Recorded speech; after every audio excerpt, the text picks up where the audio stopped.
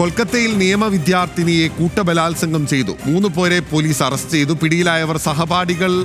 പിടിയിലായവരിൽ സഹപാഠികളും ഉണ്ടെന്നാണ് വിവരം. ശരത്ലാൽ നമുക്കൊപ്പം ചേരുകയാണ്. ശരത്ലാൽ, മെഡിക്കൽ വിദ്യാർത്ഥിയുടെ യുവ ഡോക്ടറുടെ ലൈംഗിക പീഡനം, കൊലപാതകം വലിയ വിവാദമായി, വലിയ പ്രതിഷേധങ്ങൾക്ക് വഴിവെച്ച് ആ പ്രതിഷേധങ്ങളുടെ തീ കെട്ടടങ്ങിയിട്ടില്ല.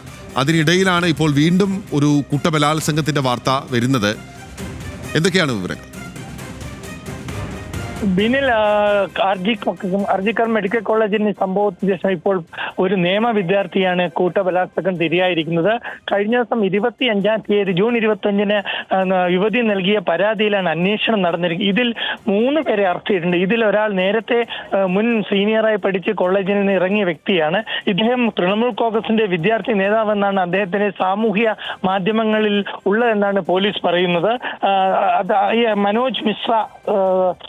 മനോജ് മിശ്ര എന്ന വ്യക്തിയാണ് അറസ്റ്റ് ചെയ്ത സഹപാഠികൾ ഒരാൾ. ഏതായാലും കൂടുതൽ അന്വേഷണം നടന്നു വരികയാണ്.